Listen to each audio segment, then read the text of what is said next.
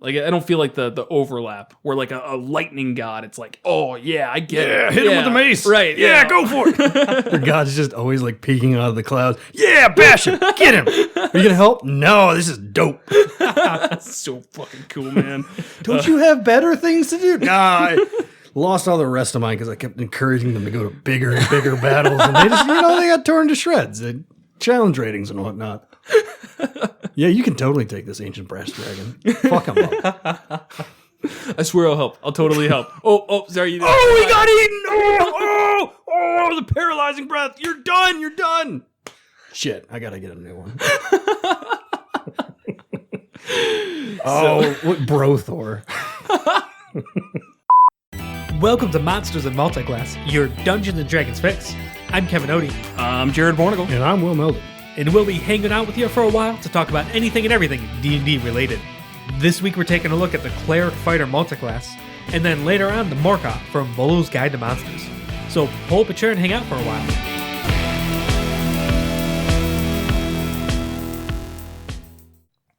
This week, we're taking a look at the Cleric-fighter multiclass. The Cleric is the full caster, divine caster, usually dedicated to a specific god, the most subclasses of any class in D&D. But again, get their casting from their holy entity. To multiclass into or out of it, you need a 13 wisdom. And then our other class, the Fighter, is the dedicated martial class. Need either a 13 strength or a 13 dex to multi-class with. Their main thing is really just that, being very good at fighting. So with this, I'm going to turn it over to Will for some first thoughts around this multi-class. What do you got? So, first thought is, harping back on my experience with clerics, is a lot of people do make the mistake of thinking cleric as a priest in WoW. That's because it was the popular MMO when we were growing up. Very much not true. Especially some of the subclasses mesh great with heavy armor and stuff like that. They're great at getting up in the fight. The only thing you have to worry about is the concentration. Thematically, there's never ever been an issue with multi-classing into fighter. So this is it's just a pretty good overall. Yeah, they really give off the vibe of a holy warrior in D&D, more so than paladins. Oh, definitely. Kevin? Yeah, this is great overall. There's a million different ways to do it. As you said, there's the most subclasses for clerics, and a whole bunch of them work great with the fighter. So you're a fighter, dip a little bit into a cleric, pick the domain at first level, and you get a neat little ability. Or the other way around, cleric, a few levels in the fighter to boost your melee prowess. And yeah, definitely recommended. End of podcast. Yeah. Well, I mean, one of my first negatives to it is I think there's a lot of argument for this could probably just be played as a paladin. Like a lot of them. I'll get into why I'm wrong later. Don't worry, Will. I'm chomping at the bit, man.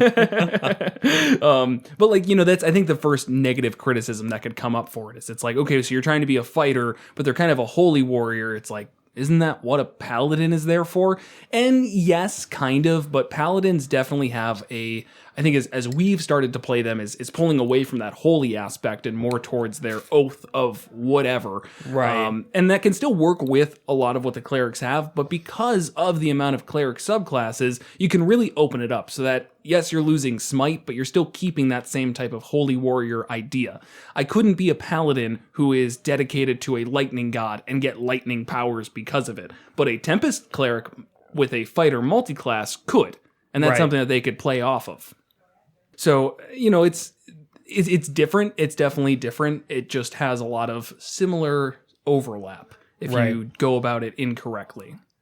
And that's, I think, one of the first things that you are missing in comparison is the smite, which, I mean, and you won't miss it. The big thing, this is like looking at this, I really regret not taking Saucy one level into fighter. I mean, a one level dip into fighter is amazing. Always good. Yeah. And it could have got my AC to 23. With the fighting style? Yeah. It's like looking at it, it's like, that would have saved me. That 23 AC would have totally... That's what would have been it, helped me dodge that horrifying disintegrating ray. If we could just go one episode without talking about Saucy. Nope. He was the greatest of all characters. Yeah, a quick dip into fighter for a cleric can be amazing as long as you're not a cleric domain where it's really just trying to focus on casting. So if you go like war cleric, forge, I think life is another one. Like any of the ones where it gives you at level 8, you get where if you hit something, you get out 1d8 of a certain type of damage. Right. Any of those really. So first level you get your fighting style, and then second wind. Second level you get action surge, and then 3 level you get your first thing of your martial archetype. Yep. I mean, fighter, I think, is universally one of the best dips you can take. But with a cleric that's already kind of leaning into the melee role, Right. Even though they're still a full caster, I mean, you're sacrificing the spell progression, which can be important, but you're getting something in return. It doesn't feel wasted. Right. It's not like you're going into barbarian or something where it's like, oh, okay, now I can't do any of the things that I wanted to do. Right. And maybe even that's still all right. This isn't that episode, so, I'll ignore that. Right. But fighter, I mean, even just action surge, you can cast 2 spells now in a turn if it seems necessary. I was wondering, is that actually true? Yeah, the rules around casting is that you just can't cast a bonus action spell and a spell that takes an action. You can cast 2 spells that take an action. Okay. Yes, it's dumb, but Yeah, that's it. Action surge it stands out on its own spent- as a very strange thing. You just Right. get to do another thing, Right. ignore everything else in the game. The specifics rules are that if you cast a bonus action spell, then you can only cast a cantrip as your other spell. So if you cast an action spell and then action surge, you can cast a spell again as an action. It's dumb. I remember arguing about this. Yeah, but it's straight from the... Yeah. Did you look it up recently here? Yes. All right. Straight from Jeremy Crawford. Okay. Whether or not I agree with it, who knows? But officially, that also means that if you cast a bonus action spell, you can only cast 2 cantrips if you action surge. So if you cast Spiritual I Weapon, remember this. yeah, Right. Yeah, so if you cast Spiritual Weapon, then you can only cast 2 Sacred Flames if you action surge. But if you cast Fireball, then you can cast another Fireball if you action surge. Bonus actions are so friggin' dumb. Yeah, I think... I would homebrew that where it's the action from action surge does not have any limitation. Yeah. So I think that was what we came down to was It's Right. like, oh my god, I can't reasonably justify that just because its rules is written. So if you cast Spiritual Weapon, then you get a cantrip, then you action surge, go ahead and cast your full spell. That's Right. fine. That makes sense because that's what a sane person would interpret the rules as, but that's not what we're here for. So yeah, that action surge can be very powerful, allowing you to cast 2 spells in one go. One's concentration, the other one's not, or whatever you want to try and do. There's a lot of benefit there. I mean, action surge, has anybody ever turned down a free second action per short rest?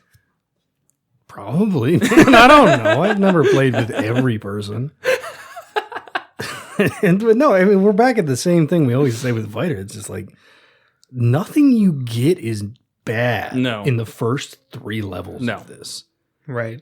There are things that are a waste, like Arcane Archer. Like this is it kind of railroads you because the cleric has a lot of melee potential that I feel gets a little bit lost. And the fighter, I think, can actually really benefit so that you have, like, Saucy never hit anybody with his mace. No. Never. There was never a reason to because Toll of the Dead just blew it out of the water. Even when you came to level 8 and you had an additional 1d8 fire damage. I don't get a second attack, so it doesn't matter. Yeah. But, add a fighter in there, maybe get that extra attack by 5th level, and you are looking at, damage that does rival your cantrips. Right. Finally. And more than that, I mean, this takes level 13 to get, but 8 in Cleric, 5 in Fighter, now you're getting multi-attack, and each of those is going to do an additional 1d8 of It's your only damage. once per turn. Oh, it's only once per turn. But still. Oh, okay, fair enough.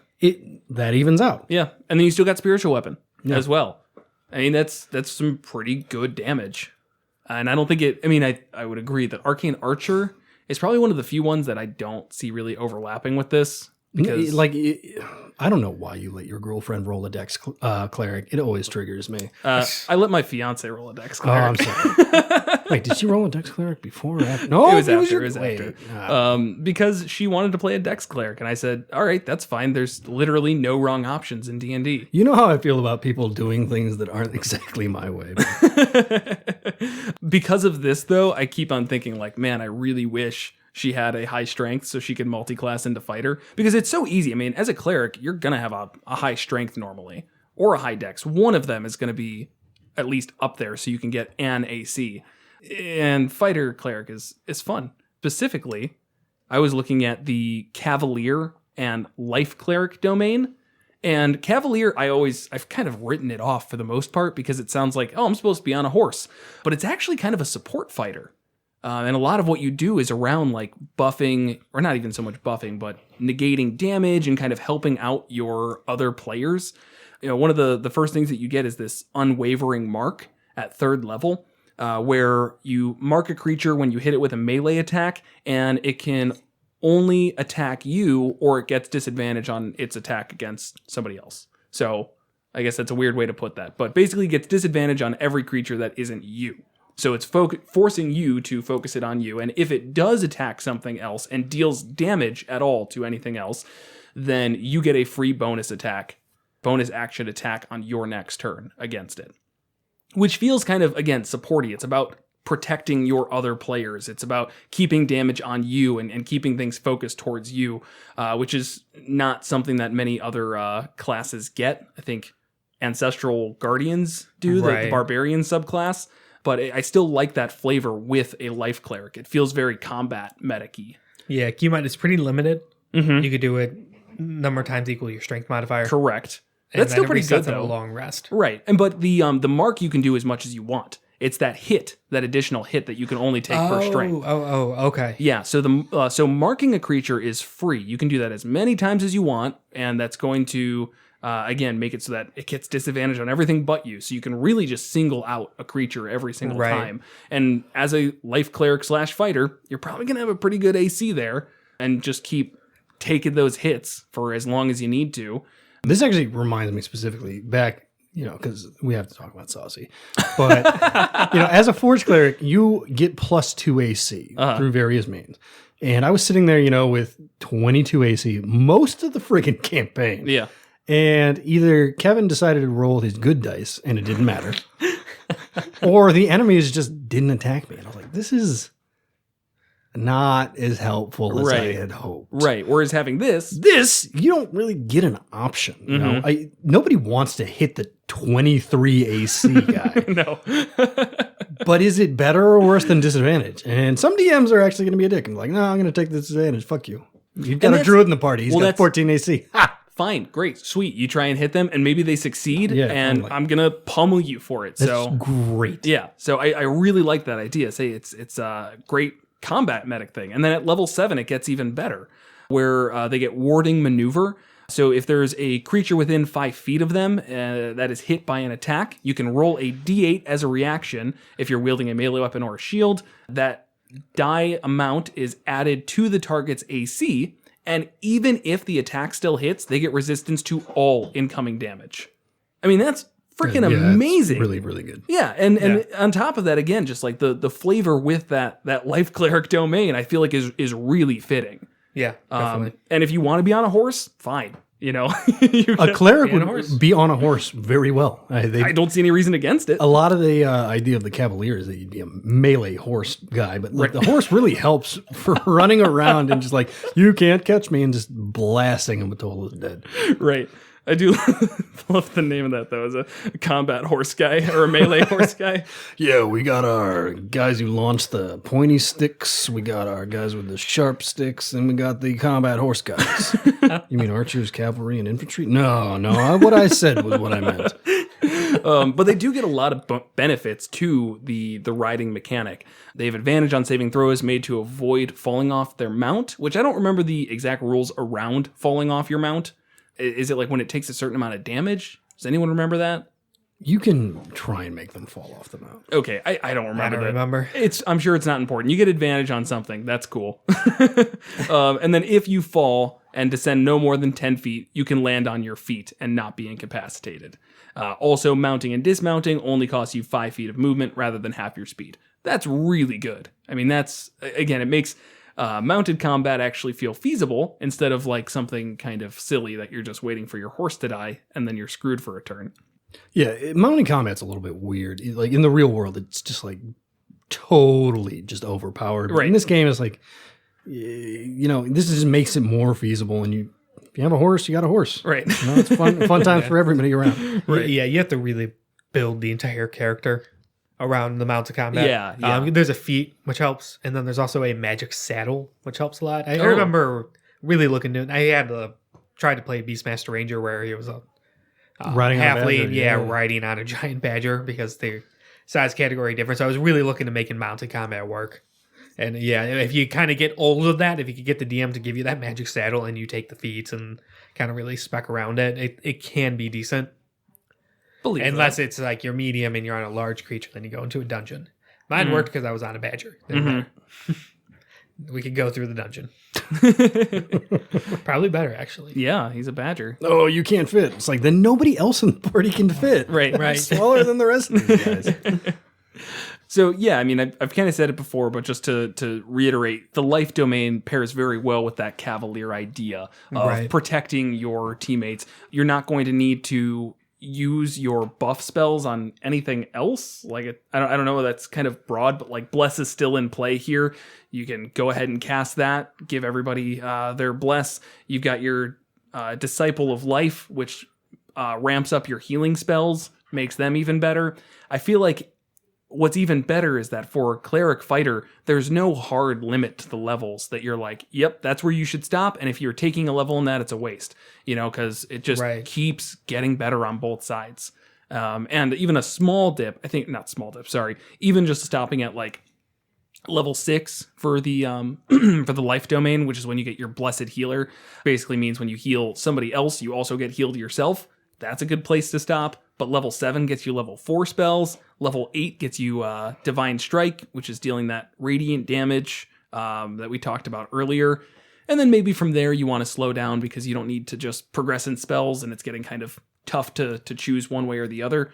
And it's just going to be great. You're just going to have a good, well-balanced character that fits 2 specific niches and actually does them pretty all right.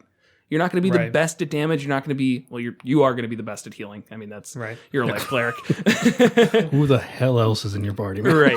Right. And I mean, you're not going to be using spells in the same way that our current life cleric is, which is a lot of buffs and a lot of like prepping for things. You're going to be using it for, you went down, here's a crap ton of healing, and now you're back up and can actually take 2 hits instead of just one more and you're yo-yoing. Right. This is one other thing to note is this is a great example of a class where you aren't looking at a extra attack collision, which they're not good. They don't feel good. But it also super benefits melee. 2 classes where they both get extra attack at 5th and go into 5th and both. It's a wasted level. This is a perfect thing to get an extra attack that is super, super meaningful. Mm-hmm. Right? So one more chance to get that Divine Strike or whatever it is at 8th level for you. Right. It actually, as you've kind of said earlier, it rivals cantrips, which a lot of times can be hard to do when you're like, okay, this is a DC 17 save, and then they take 3d12 necrotic damage. Yeah, I'm going to use that. And this is... That spell. Ruined the game.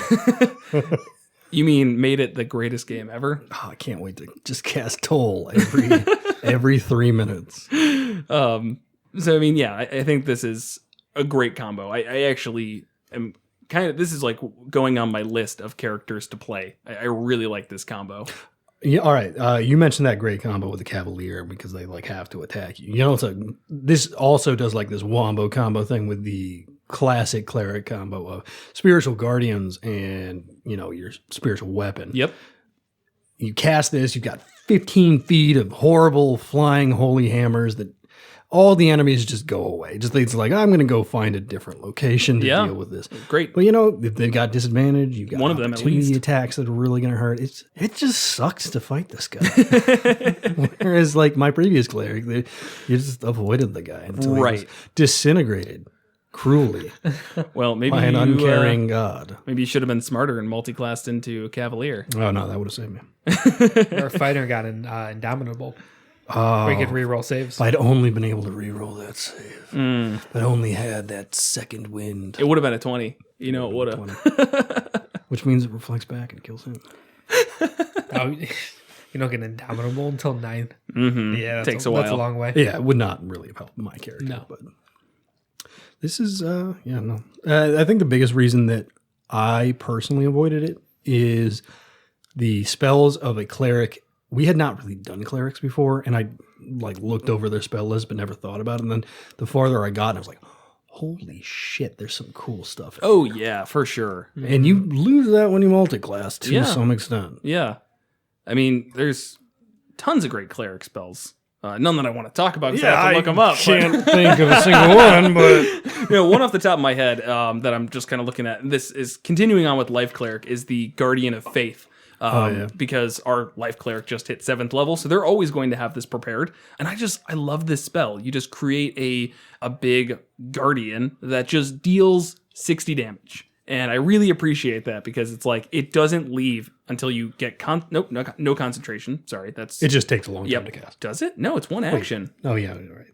Casting time of one action. When something comes near the Guardian, it has to make a dexterity saving throw. If it fails, it takes 20 radiant damage and half as much on a success, and the Guardian vanishes when it has dealt 60 damage. So you're guaranteeing that it does that 60 damage, because even if it takes a couple more turns, it's gonna do it.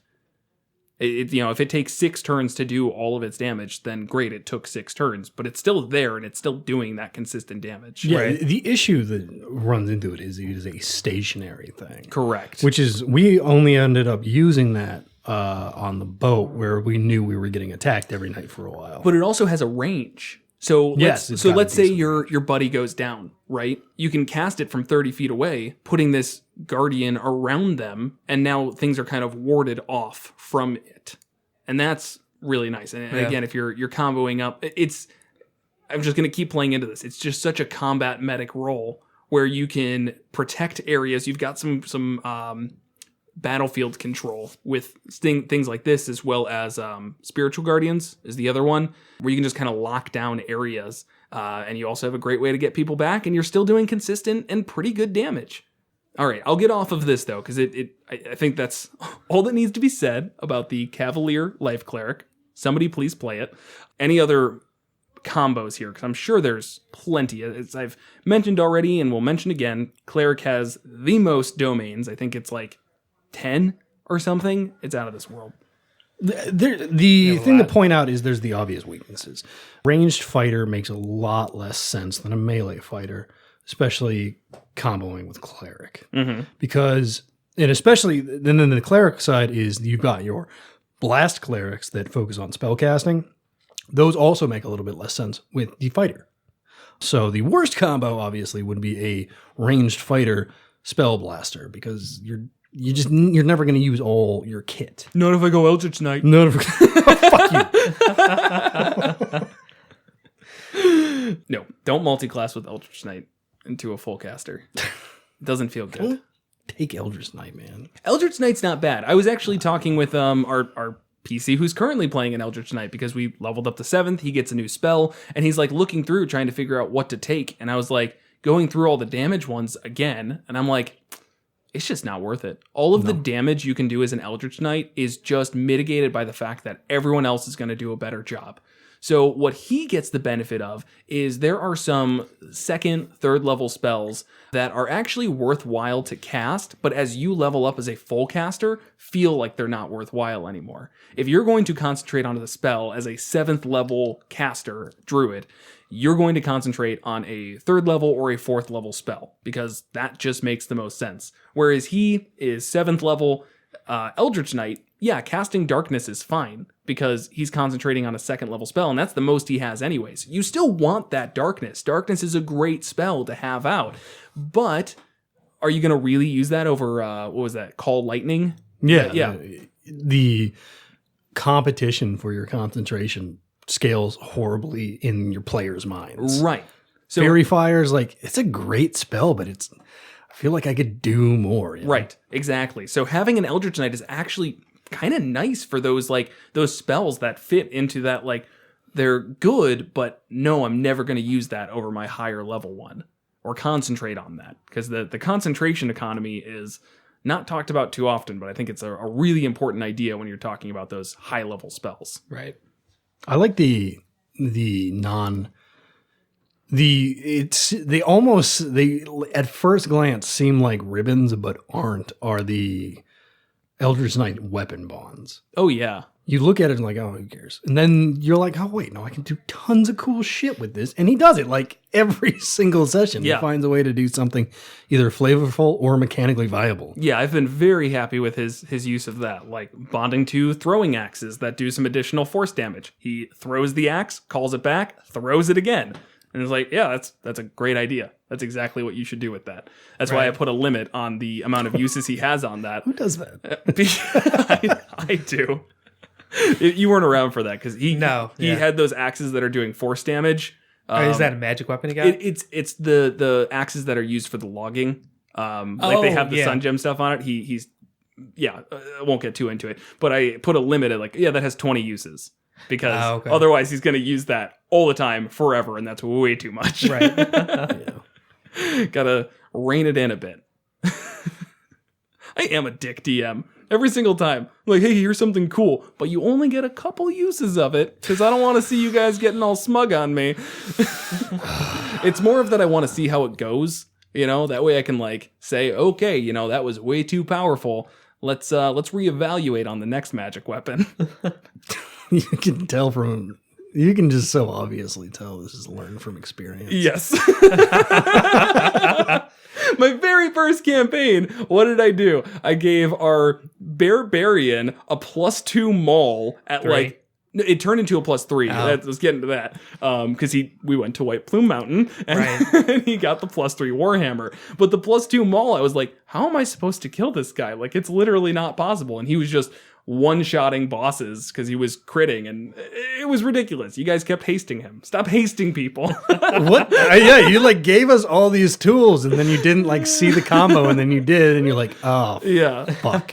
I ruined my own dungeon. Exactly. In my own dungeon.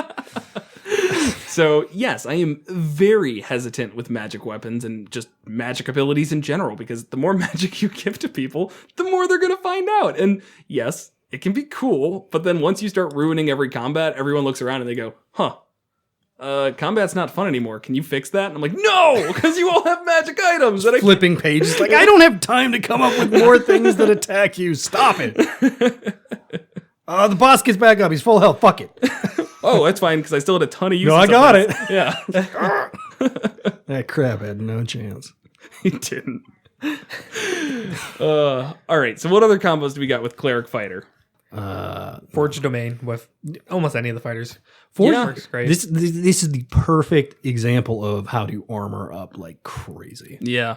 So, I mean, Forge Clerics, I know first level, they get to just touch something and they can make it either +1 AC or +1 weapon. Right. And does that make it does make it magic as well. Yes. So that's a fantastic start at first level. I love that ability. That's so good. Even if you're not giving it to yourself. Great 1-level dip. Yeah, which you're probably going to. And then Soul of Forge at 6th level, you just get another +1 to AC and resistance to fire damage. The resistance to fire damage, it might come up, and if so, you're happy about it. Yeah, but I mean, fire damage does come up a lot. It does. Yeah. You skipped over the Channel Divinity. It's obviously not a combat spell.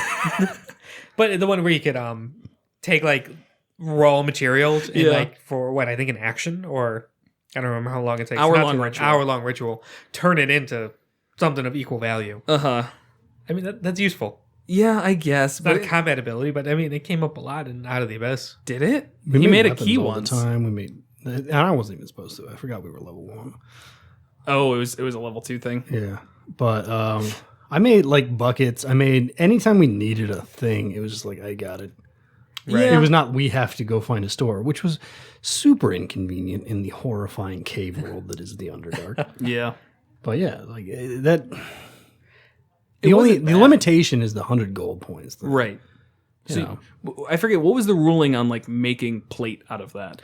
It has the cap of worth no more than 100 gold. Right, but I think we talked about like you can make a piece of plate armor and like, piece it together over 15 the idea days. was that if you took all these pieces, my skill in smithing would allow me to finish the thing. Right. Which made a lot of sense like thematically to me. Right. I can't argue it, to be honest. I feel like that's fair. Like, it's a forge cleric. If you tell them, no, you can't forge something, it's still costing them 1,500 gold, which I think is what plate costs. It's not going to be cheaper. It should be, actually. It should be, but it's not. I might go back on that. Or if somebody's like, okay, I spent $1,200 on the materials. Sweet, it took you 12 days to make plate and still 1,200 gold, which should be a lot of money. And 12 days of doing this. Or I guess at 6th level, a little bit less, but regardless. It took you time and effort and money. Right. So, I mean, part of me wants to say that, yeah, that seems pretty reasonable to me. Yeah. Even if raw, there's some argument to it, because there definitely could be. Because as D&D thinks of it, it's like every single thing is just what its cost is. There's no such thing as a helmet. Right. There's no such thing as 1/12 plate. Right. They don't make that. It's one piece, man. Get in, zip it up. The 10 minutes it takes to don the armor is actually just you finding the zipper. It's stuck. Metal zippers are really, really not a great idea, guys. My solid steel onesie, Oh man, I gotta go to the bathroom. This is gonna be bad. So yeah, I mean, we said like any of the fighter classes, but I think Battlemaster is one that's just hard to argue with at any fighter multi-class, and I feel like it's kind of it feels more of the generic fighter to me because it just pairs so well with everything. It's like, oh, you're a smart fighter, perfect, you got it. Champion works very well with it as well, only because I like them crits. Yeah, the crits will actually they will scale quite nicely with your flame damage. If you were looking to stop at 5th level fighter, I could see just going into champion. So you get your multi-attack, you get your improved criticals, and everything that you get in levels 1 and 2 of fighter, which we already talked about, and you're not going to feel like that's a wasted divergence from the cleric, unless you are really focused on, upping your spell casting. But again, this makes it so you can do a lot more than spell casting. It also, this probably sounds very strange from someone who actually talks on a podcast about the mechanics of Dungeons and Dragons, but I don't really like thinking about the mechanics of Dungeons and Dragons. It's true to some extent, as we have to drag you here every time we record, so... But I want a simple class. That's why I've always liked the champion. So like if I dip in champion, I just have to remember the number 19 means I get to roll more dice. That's why I hate Battlemaster. Everyone's like, oh, here's the math why Battlemaster is better. And I'm like, I don't believe it. I just want to, I don't want to think about my maneuvers. I'm not a wizard. I hit stuff. Just give me my crits, man. And they redid Champion as Brute, essentially. They never admitted it, but mechanically speaking, Champion's kind of garbage, especially later levels. And then Brute is just like more damage instead. So it's still UA. The UA though, yeah. But it is an admission that Champion like has a bunch of just like dumb stuff in it that nobody wants. I mean, it's mostly just that it's like not that powerful. Like it's 3rd level, improved critical. Yes, that's nice, but only on a roll of 19. Yeah, you look at the numbers and you're like, I guess that isn't really that nice. Right, like doesn't have 5% of the time more. Yeah, I mean, and like crits aren't guaranteed to be crazy. No, it's exactly what you say. It's 5% better. It's also twice as good. But one of them, you're like, wait, it's not actually good. Right. Twice doesn't mean anything in this situation. Right. You have a 1% chance to contact your deity and have them help you. And we're going to double that for free. What? Wow. That's incredible. I can talk to him all that. Wait, no, I can't. Can I? Oh, it's more that the 7th level remarkable athlete, you can add your proficiency bonus to any strength, dexterity, or constitution check. Half your proficiency. Thank you. You're going to half your proficiency bonus round up. I was worried it was going to be too powerful, Kevin, so thank you for that clarification. Any strength, dex, con check you make that doesn't already use your proficiency bonus.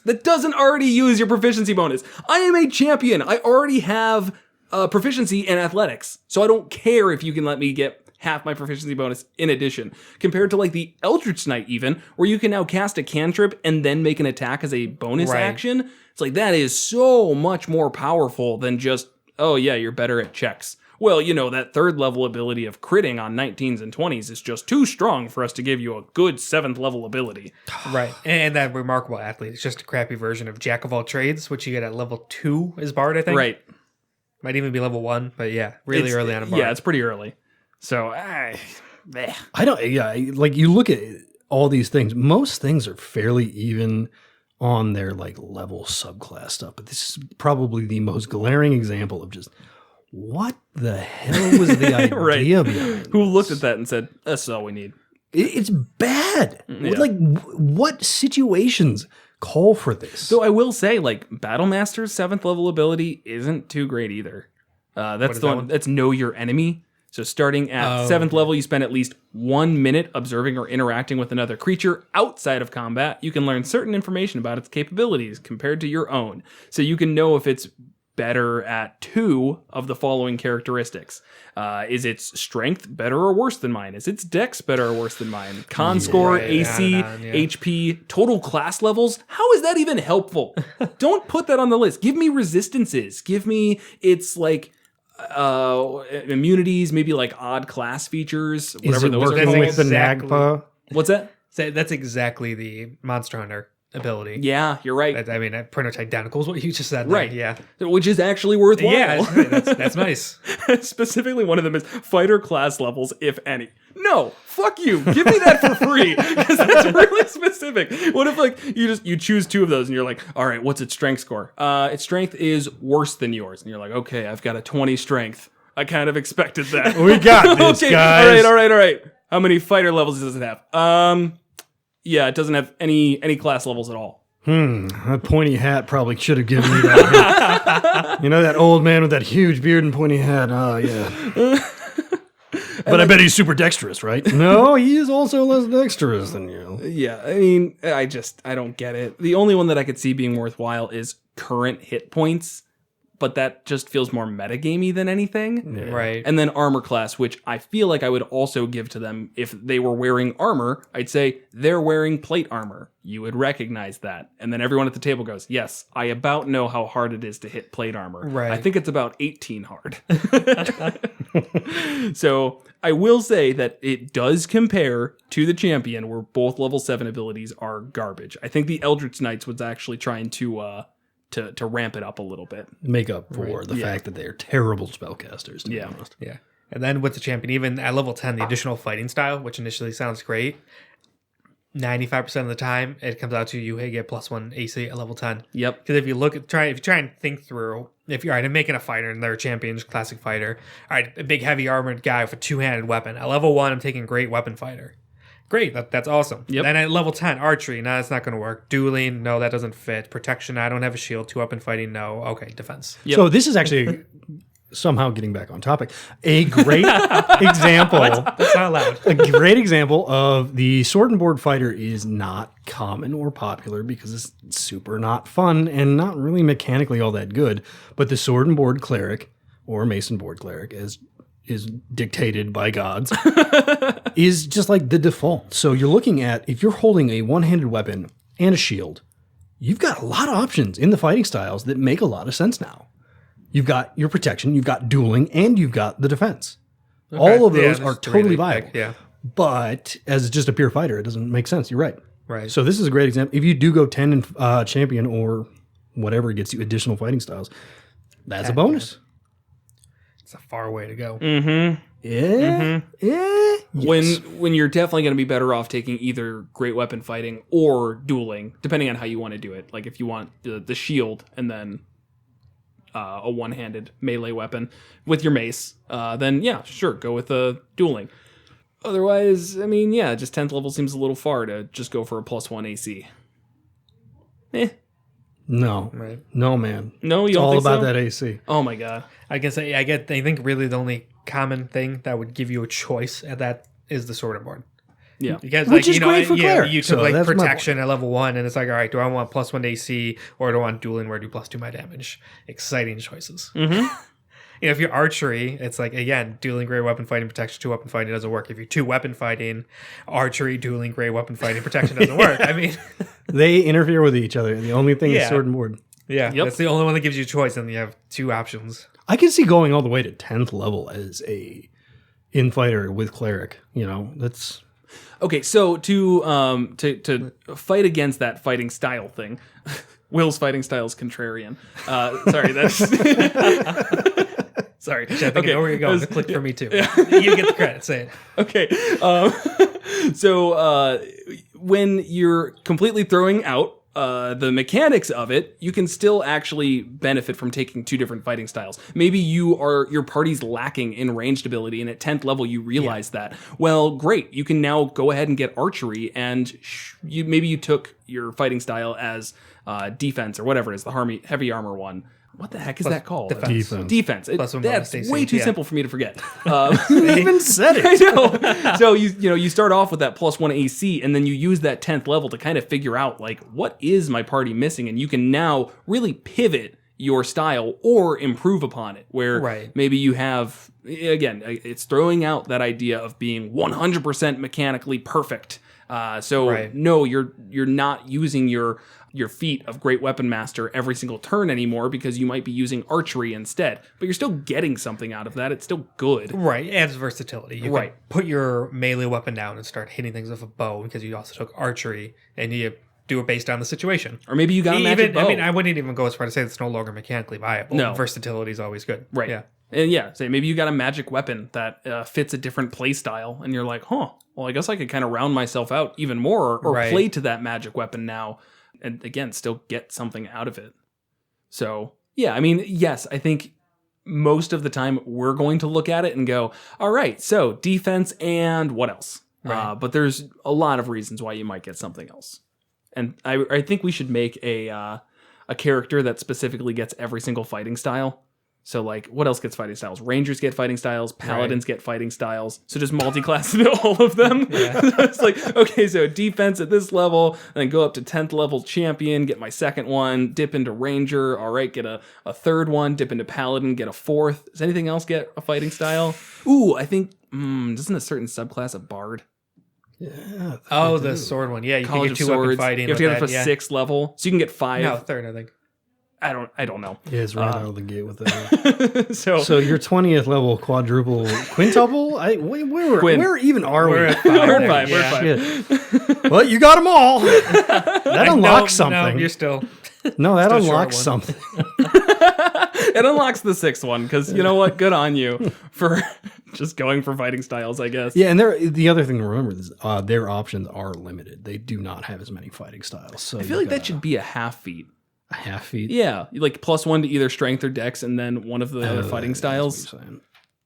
Maybe a full feat. I don't know. Is that? No, I don't think it can't be. is. That's too good. We'd take that all the time. Yeah, that's what I'm saying. I feel like that would be maybe a full feat. I don't know what determines a feat versus a half feat. I feel like it's all over the place. But no, they have an incredibly balanced system. If you look at the feats, they all seem equally viable. I've never seen anybody say I like Polearm Master better than Tavern Brawler. They're both equally incredible. You love your Tavern Brawler. Yeah, it's great. Fighting people in bars is great. I feel like I could see doing that, giving a fighting style as a feat, just because maybe it fits how your character has changed or something. There are mechanics in the DMGs, but it is really, really targeting anything after 20th level. Yeah. That's what makes it hard. I want to reward those types of things, but it's you know what the best reward is? Another level. So here you go. And I know that's not going to break anything. So it's crazy. This game is just so balanced all the time. It's always teetering. All right. So, I mean, beyond that with cleric domains, we got Forge, we got Life. Are there any bad ones? Knowledge, maybe. Really, any of the ones I think that give you the 8th level cantrip boost, right? Are going to be right. Those are going to feel a little bit wasted. What does Death Domain do? Kill stuff, man. Death Domain is the DMG one. The kind of is the one meant more. Grave Domain's the normal one. Grave is the normal one. Yeah, Grave's I'm the protector of the border between life and death. Death is okay. That's a cantrip one. Yeah. Ooh, spooky. Light is cantrip one as well. Yeah. Okay, all right. Light's big on Yeah, fire damage. right. Pretty much. Which makes sense. Tempest is also a melee one. Tempest would be really cool. Yeah. Yeah, I mean, that's just kind of thunder focused fighter. Yeah. Lightning focused fighter. Yeah, that'd be neat. That's basically how I tried to play the Tempest Cleric that I did play forever ago. So I was like, I really like the melee aspect. And it's like, but you should learn the entire Cleric spell list. And I'm like, I just want to hit stuff and do lightning damage. Yeah, probably not the best choice. Was that your first character? Second. Okay. Yeah, first one was a monk, Way of the Four Elements. Right. Roz chose it for me. Yeah. Which, in his defense, you guys had been playing 5e for like how many months? Not that long. Yeah, it was relatively new. I had fun with it. Yeah. Because I didn't know what the fuck I was doing. Did you have fun, Jared? You know what? He was kind of garbage. That was not a great character. I remember trying to use Water Whip like 30 times. Yeah. And every time it's like, no, it's not going to do anything. That was one of those things where like, well, at least it's got Water Whip. And they're like, we need to make a clarification. Water Whip. Trickery. Their little duplicity thing actually does kind of work here. How is that? I don't know. Invoke duplicity of the channel and divinity. Semi-melee-ish. Create a perfect illusion, lasts for minutes. It's concentration. I really hate that part. Yeah, appears within an occupied space of 30 feet. As a bonus action, you can move the illusion up to 30 feet. Must remain 120 feet. For the duration, you can cast spells as though you're in your illusion space. Not concentration ones. Right.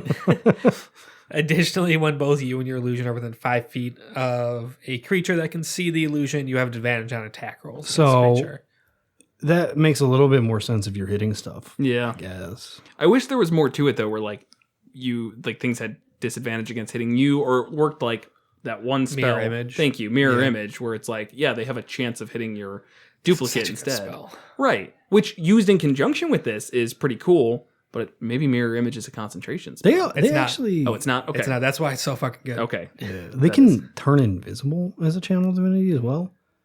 And it's as an action, but it's until the end of your next turn.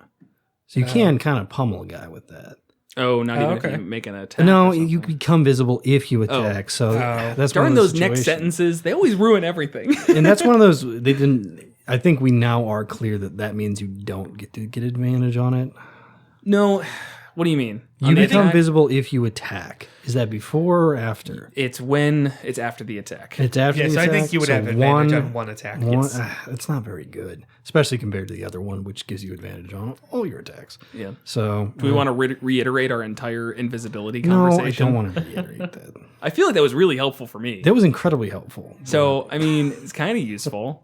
So what did we determine? Basically that if when you cannot see somebody if they're invisible. End of conversation. Correct. You cannot see them, but you can perceive them through their movements. So if somebody were to turn invisible and stand completely still, you still know where they're at. And if they try to hide, they have advantage and you have disadvantage to find them. No, you don't necessarily know where they're at. If they don't move, you don't know that they didn't move. But you would. No. Oh, man, you're trying to make it complicated. Why would you know that? Because you heard them in the midst of combat? Because you saw their footprints on the completely clean slate floor? Yes. Wow. Yeah. Incredible. Because you're hearing their breathing, because they're not trying to slow it. They're still pumped and in combat. Well, I took a couple levels in Shadow Sorcerer, and I don't breathe. Oh, okay. Yeah, you win. Owned. So yeah, I could see Trickster Cleric actually working out pretty well. And they well. do have the Divine Strike, so. Yeah. I always kind of view that one as like it feels like a Dex Cleric because there's so much stealth stuff involved, but it can kind of make you less shitty at wearing heavy armor, which is a bit of a benefit. And you can still keep the Trickster idea. Flavor-wise, I don't think that works extremely well with Fighter. Not for like any huge reason other than it just feels a bit weird. Yeah, you've got that kind of rogue feeling to it. Yeah, or just like, oh, I worship a trickster god, and also I like fighting. Like, I don't feel like the overlap where like a lightning god, it's like, oh yeah, I get it. Hit him with the mace. Right. Yeah, go for it. Your god's just always like peeking out of the clouds. Yeah, bash him. Get him. Are you going to help? No, this is dope. That's so fucking cool, man. Don't you have better things to do? Nah, I lost all the rest of mine because I kept encouraging them to go to bigger and bigger battles, and they just, they got torn to shreds. Challenge ratings and whatnot. Yeah, you can totally take this ancient brass dragon. Fuck him up. I swear I'll help. I'll totally help. Oh, sorry. You he got eaten! Oh, the paralyzing breath. You're done. Shit, I gotta get a new one. What Brothor. So, yeah, I will reiterate that the Trickster domain, I don't really see it. I wouldn't be totally against it. I'm sure there's some reasonable way to play it. It just doesn't scream out to me the same way that Tempest Domain or Forge Domain does. Right. Moving on to War Cleric, which is not a great one for some reasons, but you do have some decent stuff here that actually does work with that. The War Priest thing where you can make a bonus action attack when you attack.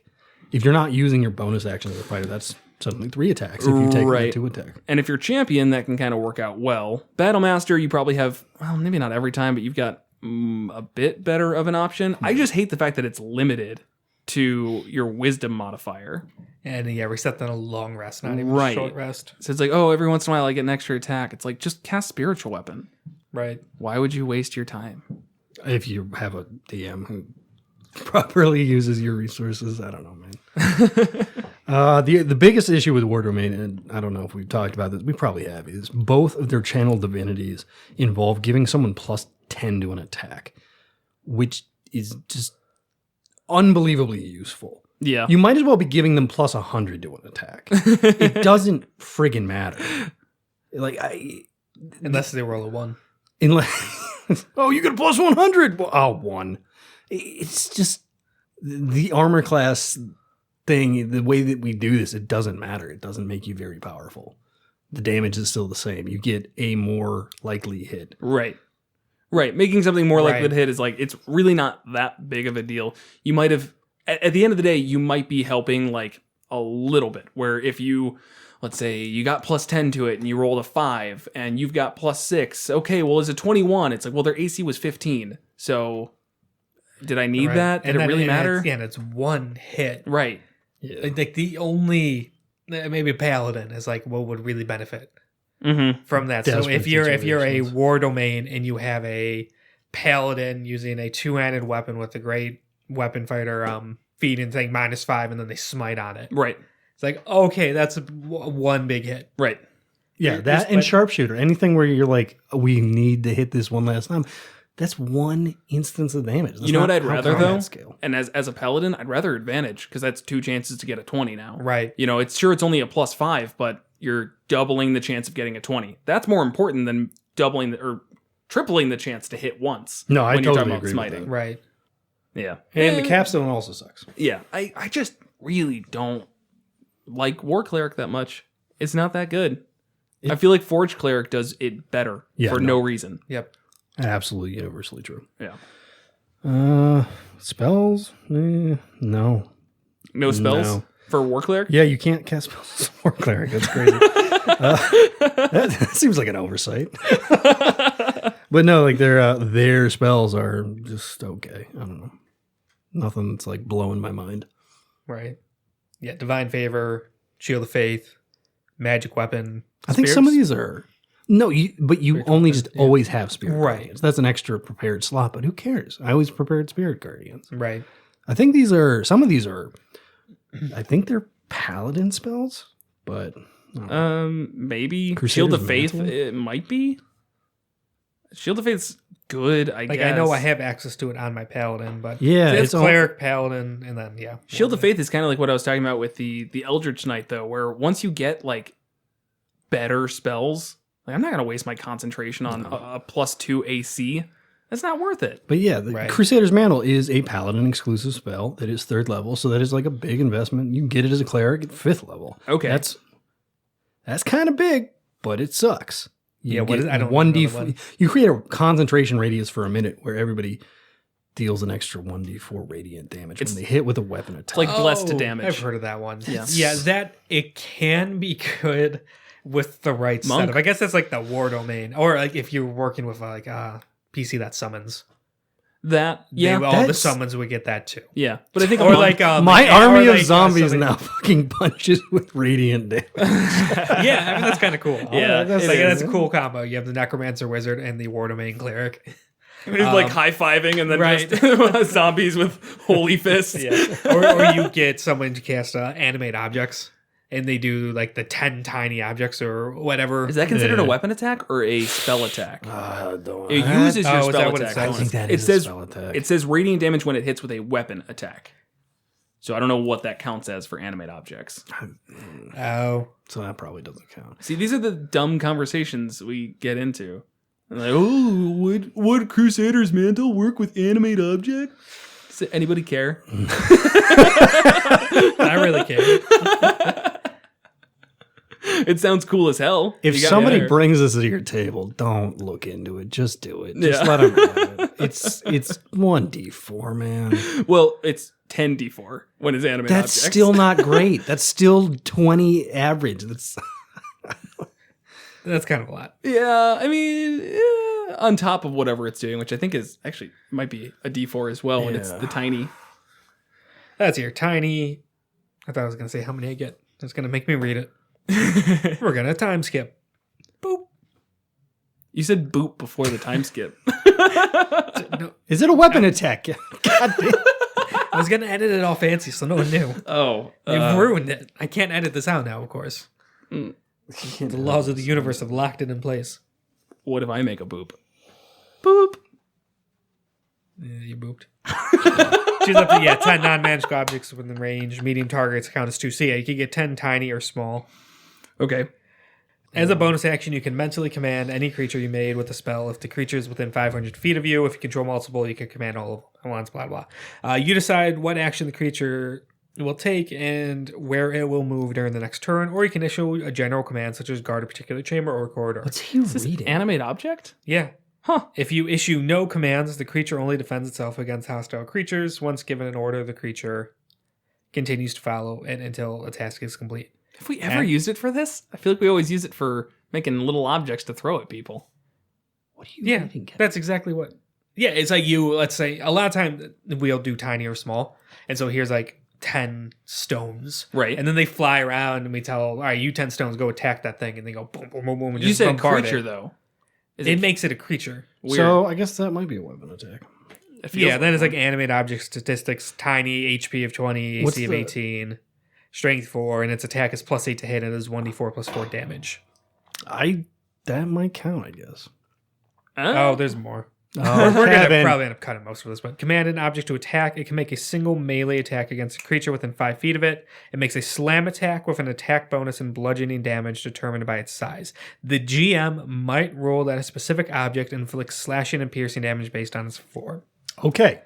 So you just carry 10 daggers around. That's a weapon attack. okay. It kind of is, yeah.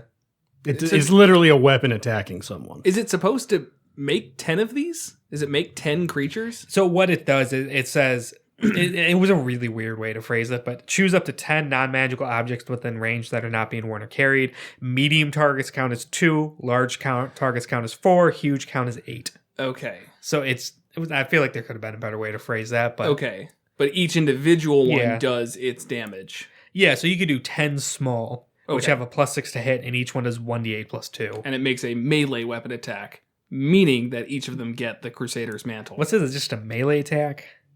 It depends on will you animate. It says with a weapon attack, not a melee attack. no, In this. Crusader's mantle. Yeah. Crusader's mantle specifically says when it hits with a weapon attack.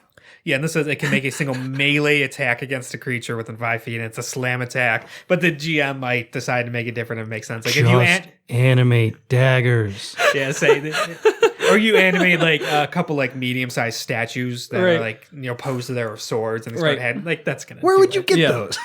You're just Are you kidding me? carrying those around? No, like I you're- gave Kevin's character Embers a bunch of them. He's Not got a bunch of. medium statues. Okay, you're right. They're tiny, but, But they could run up with their little things like. Actually, that dagger's making a slam attack. No, I see. It's more like you're in like an old temple and there's statues all over the walls, and you boom animate. That's kind of the cool moment of it. Like I guess like That's cool. mechanically it works out where it's like do the tiny or small things they fly around, and Throw just fuck pebbles things. in the air. That's Yeah, but like the really cool thing is like you could do with this up to huge. Mm-hmm. So you find this massive statue of like a giant or something, or like a statue of a dragon, and you animate it and have it fight for you. Yeah, I mean, it's cool shit. for sure.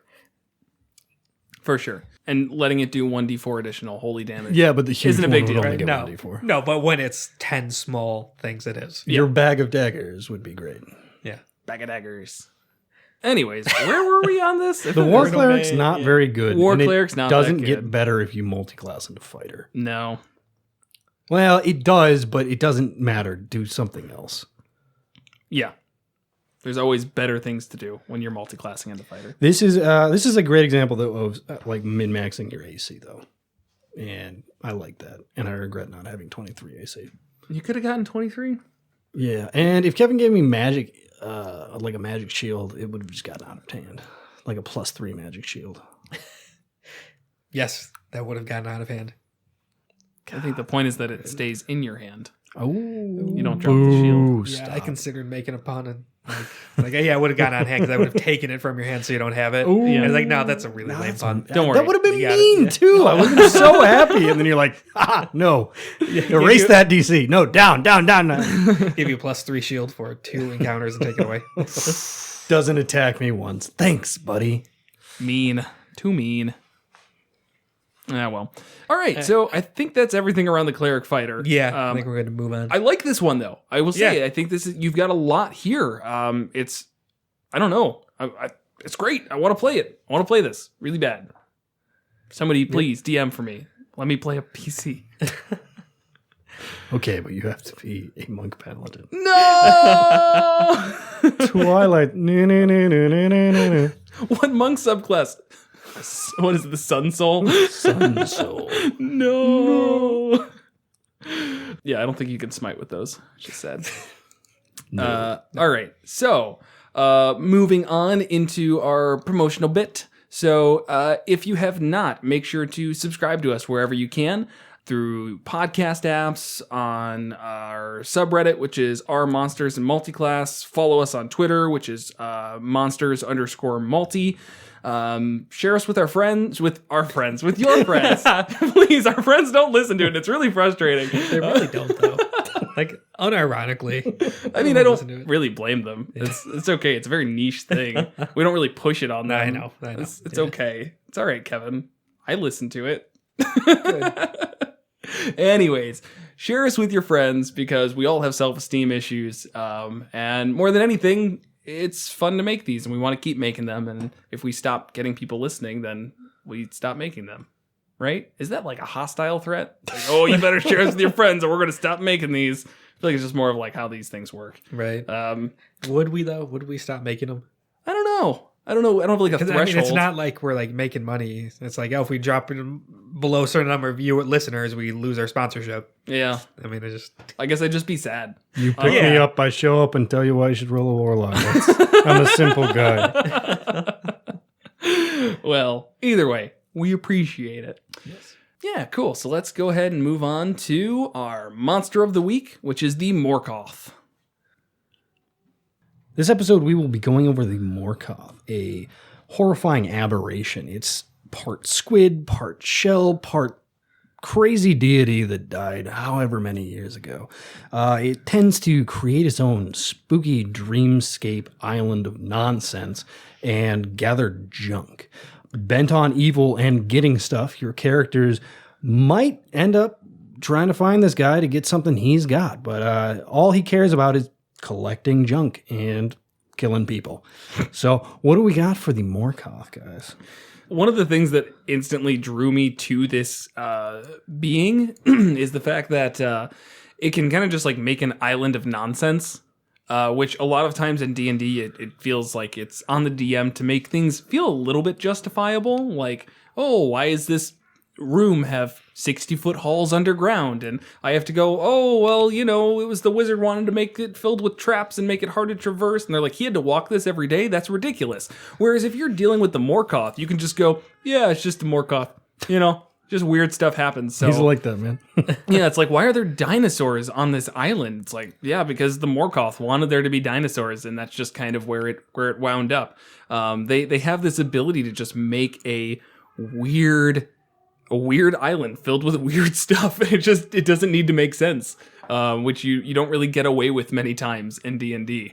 Yeah, I'll say that the lore is almost a little hand-wavy in the sense that it's just like, what are you getting at? But it kind of reminded me of the Oblivion Island of the God of Madness. And everything was just weird and colored, and there's like barrels floating in the sky. It's like, why?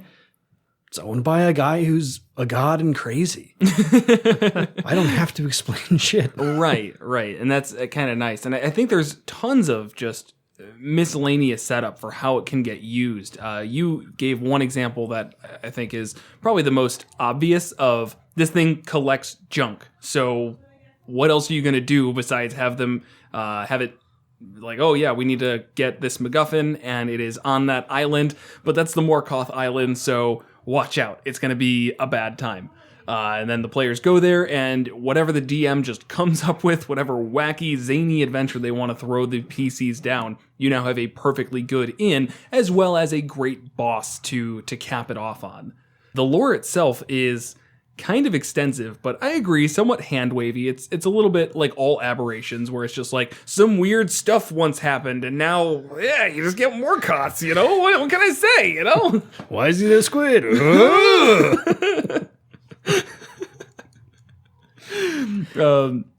But it has its spawned by a god, which is long ago a deity of greed and strife perished in the battles among the immortals. Its body drifted through the astral plane, eventually becoming a petrified husk.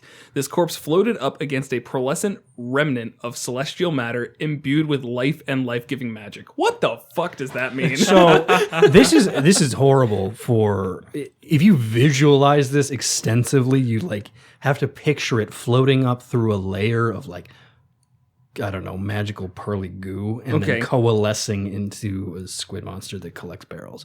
That's what I don't get. No. When it does that, there was an explosion. Right, okay. Of chaotic energy, and out of it, these islands formed as they got just like strewn across the cosmos. Okay. So, and all of them just have a Morkoth with attached some of to it? them, a vein of pearl-like material held a bit of the deity's rejuvenated supernatural vitality, which spontaneously created a habitable environment. On those same islands, bits of the god's petrified flesh came back to life in the forms of tentacled monstrosities, brimming of malice and greed. Yeah. So that's... It does. It makes sense. I but can visualize it, but no, it kind of doesn't. Right. I feel like this pearl-like material that keeps getting brought up is just like a something. It doesn't have like any type of anything to it. They didn't name it for a reason because it's just, I don't know. It's just this material. I think this is the astral plane, though. It's what it's trying to say. Yeah. It's like, a piece of the I mean, astral plane. it's just like the general concept of the astral plane's like, I don't know what's going on. Why is there a string on my back? What's that huge monster? Oh, no. Is the astral dreadnought. Yeah. Oh, that's a good one. That's a good one. He looks like that other guy I met, the regular dreadnought. That's a callback right there. I think that's episode 0. No, that was the Bone Claw. We did the astral dreadnought. No, I know. No, I don't think we did. It came up in conversation. No, we did the astral dreadnought, man. We totally did. I'm not going to try and remember things I talked about a year ago, but I will say that the regular dreadnought was mentioned in an episode. Yeah, I thought it was 0, but which one got released? But it doesn't matter. Yeah, regular dreadnought. It's if you wanted to fight an astral dreadnought. It was when we talked about the astral dreadnought. And we never had an astral dreadnought episode. Yes, we did. We didn't. Oh, we didn't. I'm looking at our list right now. It was really, really early on, right? Like one of the first few. Grey Render, Starspawn, Yoklo, Alblex, Nightwalker, Neothalid, Neogi, Nagpuz, Zaratan, Nilbog. The Christmas episode, I mean, it would have been way before that. Huh. Weird. It was like, yeah, it was a little side tangent. We can just chalk that up to lost episode. Okay. Yeah. Mythical lost Bam, episode. lore. Anyways, on to this episode. We still don't understand the astral plane. No, it doesn't fully make sense, and that's kind of the point, I guess. But it just, I don't know, it's doing a lot of, as you said, hand waving, where it's like, okay, so there was this thing that floated through the astral plane and gathered some pearlescent goo, and then there was an explosion, and now there's islands everywhere, and on those islands, a couple of them had this pearl-like substance, which may be from the astral plane. I guess we didn't really specify, and because of that, it's habitable, and there's a Morkoth. Where did the Morkoth come from? Also the pearls. His petrified flesh turned into a squid monster. Within some of them, a vein of pearl-like material held a bit of the deity's rejuvenated vitality, which made it a habitable environment. You saying it doesn't make it sound any less crazy. All right, what is a D&D monster that has its lore, like it's how it came about in it? That's not like just some silly sounding thing. This is probably The Bone Claw. the Bone Claw. This is probably the like outer limits of wow, what a weird thing. Right. There's just a lot of like, and then a really weird thing happened, and then it like just kind of spirals from there. Yeah. Like the islands. Like what do you mean there's islands out there that like are actually habitable islands? Yeah, there's just like these habitable tropical islands floating through like wherever the fuck they Right. want to be. The cosmos, the multiverse even. Yeah. It's not even like the least bit specific.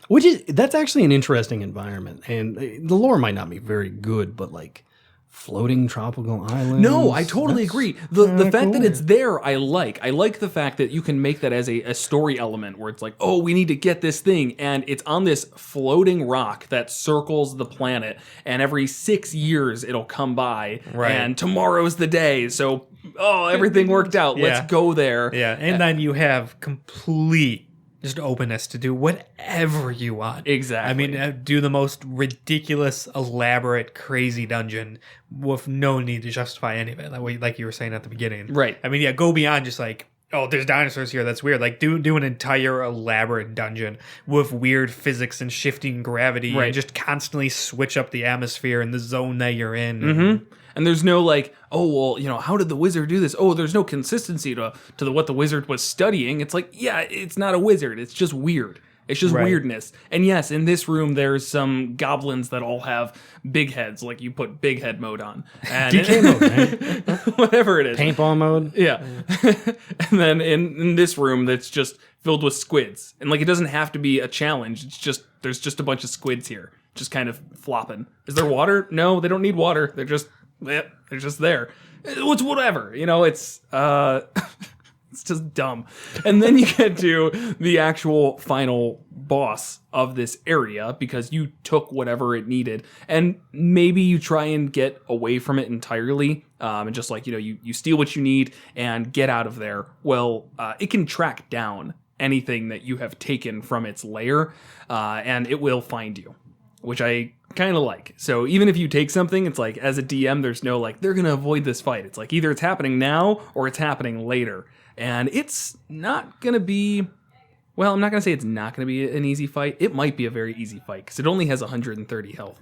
But we'll talk about that. So to get into the stat block, which we have not done at all yet, we've got an armor class of 17, HP of 130, Challenge rating 11. challenge rating 11. It's got a 25-foot normal speed and then 50-foot swim speed. It's only medium. Everything I read about this, I'm picturing like some gargantuan monster. It's a medium aberration. No, it's more like a, it's kind of like closer to, I feel like a mind flayer is what I'm thinking of. It would just because tentacles and it's medium. That's literally it. But it's just not huge. You're right. Like a mini kraken. Yeah, mini Kraken's a good way to put it. It's got a good stat block. 14 strength, dex, con, 20 int, 15 wisdom, 13 charisma. So nothing negative. Some good saving throws of +6 to dex, +9 to int, and +6 to whiz. So your spellcaster's probably going to have some trouble. Whiz, yeah.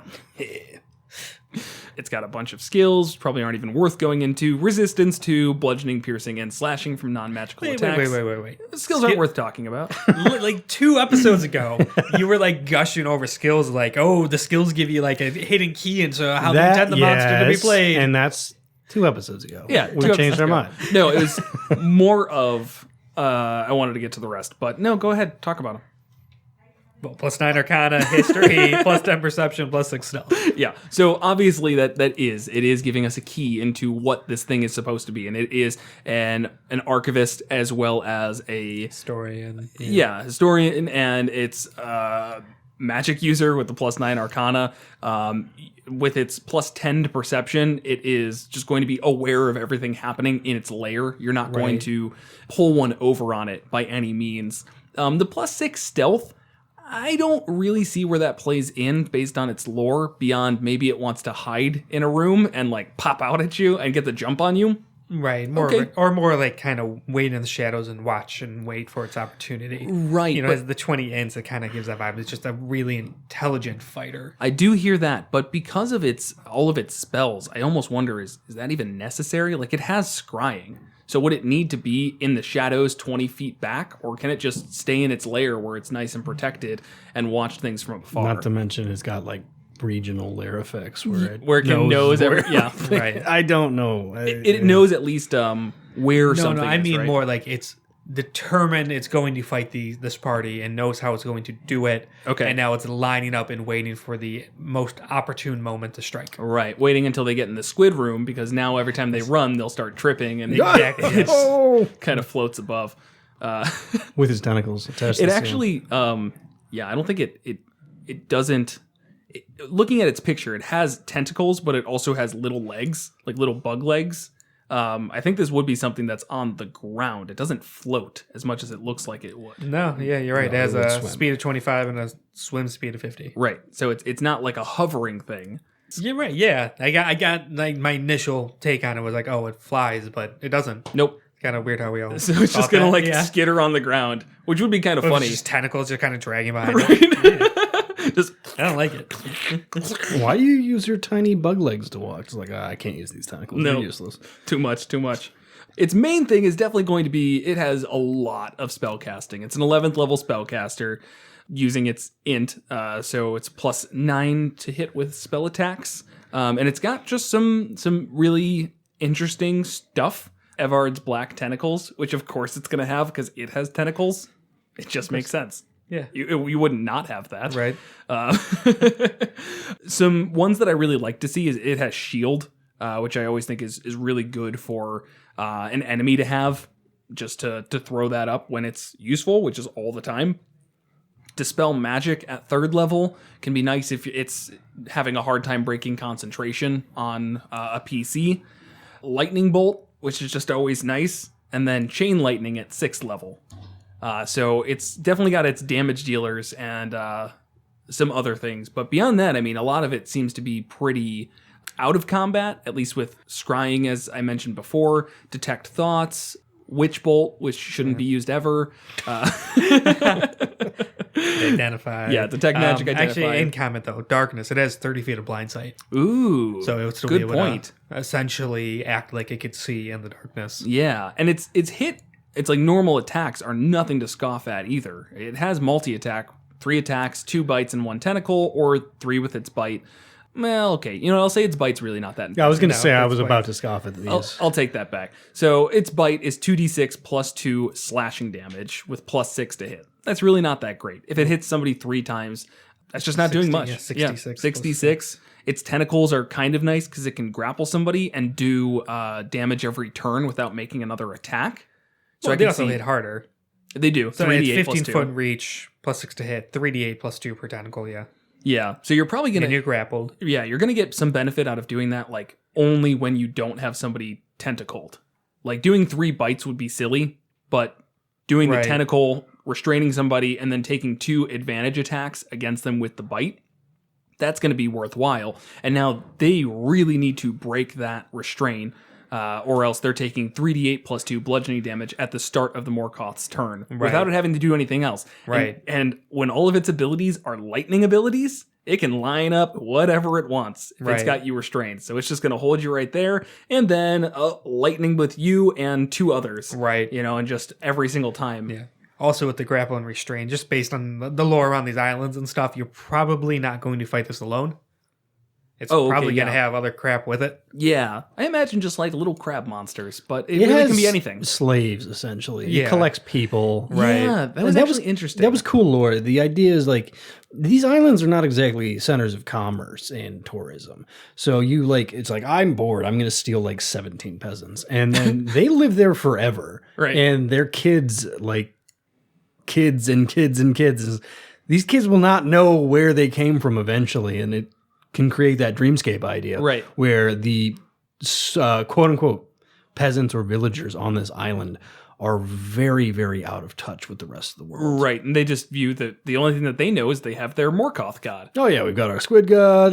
We're on the floating island. Right. Don't And go it's in a the tropical squid room. environment, so it's Yeah. comfortable. I Yeah. mean, yeah. So if you kill the Morkoth, does the island go away? Yes, instantly, actually. What happens Well, to I don't know what the Everybody islands are. dies. All of the layer regional effects just instantly disappear when it dies, which I thought was interesting. I think the island would still stay, but some of these, it's like the island just floats around on Earth or whatever Right. you want to call it. So I don't know if it just instantly drops and No, I think we went over this. When it exploded, it created these islands. The islands got light from this thing. So the islands are separate from the Morkoth. Okay, the you're Morkoth right. was just like a feature. You're right. So it'll just keep floating there. It's like, it's up to you. Do you want to introduce these very, very happy peasants who just lost their god to the cruel world of Faerun? Would you say the Morkoth was a feature or a bug? You know, it's an aberration, so that kind of gives you an idea. Yeah, it was a bug. Its next thing on its stat block is its hypnosis. So the Morkoth projects a 30-foot cone of magical energy. Each creature in that area must make a DC 17 Wisdom saving throw. On a fail, it is charmed for 1 minute. While it's charmed, it's basically just trying to move as close as possible to the Morkoth, up to 5 feet. And then once it's there, it just stands there. It can repeat the saving throw at the end of its turn. And when it succeeds, it now has advantage against the saving throw if it's done again. I'm not really seeing a great use of that beyond just crowd gathering for something like Evard's Black Tentacles, where if you can get everybody right next to each other, then that can be really good. But Evard's Black Tentacles is kind of huge as it is. Yeah, I think it's more to put in a mechanical thing to make it believable of how they would have creatures bent to its will. Right. You kind of see it a lot, and the Nyogi, where they're the slavers and they kind of can dominate people, where their entire society is built around doing this. If you look at that stat block, it's it doesn't actually work that way. Same with the Beholder, with the Charm Way, it's it actually has a lot of limits. Right. But specifically with the Beholder, it kind of goes on in the lore to talk about it's outside of combat, repeated use of this will break someone's will and kind of subjugate them to the Beholder. Right. I think you could apply that to a lot of things, like the Morkoth's hypnosis. Yeah, definitely. That would be a really annoying thing to add, complete fleshed out mechanics to. It's oh, you failed that save. Hand me the character sheet. You are now an island slave. No successes after that. I'll let you choose a job on the island. How about that? Ooh, that's nice. I'll be the coconut husker. My last Eldritch being didn't let me choose my job, so this is nice. I get a lot more freedom.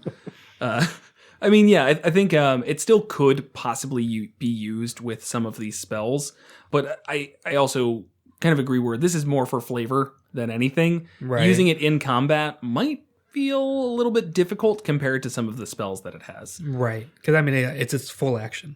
Can't do anything else. Right. One thing that I will note, and that something that I feel is kind of forgotten, is the ability to upcast on a monster. Its 5th level spells are Geist and Scrying, 2 that are not going to be used in combat at all. So it doesn't really have a use for 5th level spells. The only thing that can be upcast on its list is Lightning Bolt. So whereas it might feel like you only have, 3 3rd level lightning bolts, what you actually have is 3 5th level lightning bolts. And then when you run out of those, I guess you can use the 4th and 3rd. Unless you're using Evard's Black Tentacles or Dimension Door for your 4th level slot. Right. But that's, I feel like, can get wasted a lot when you're thinking about how much damage this thing is supposed to be doing. It should be bringing those out and using its damage spells to the best of its ability. Right. Yeah, and that upcast at 5th level is 10d6 lightning damage? Yeah. And a 100-foot long line? Yeah. Yeah. So, even if they succeed on the deck save, that's still a lot of damage. Right. So make sure to upcast your spells. I feel like that's just one that can really be forgotten. I definitely missed that tons of times when I used to play as a spellcaster, as a DM. Is a lot of times they'll just have those where it's there's really no use for a 5th level spell slot unless it's in combat and you're upcasting something. So this is actually a situation where you should use pseudo-Vancian magic, where you have to prepare your level spells. That was how it was back in the day. Okay. Everybody hated it. I just want to cast Fireball at whatever level I want. It's no, you have to prepare a 4th level Fireball if you want that.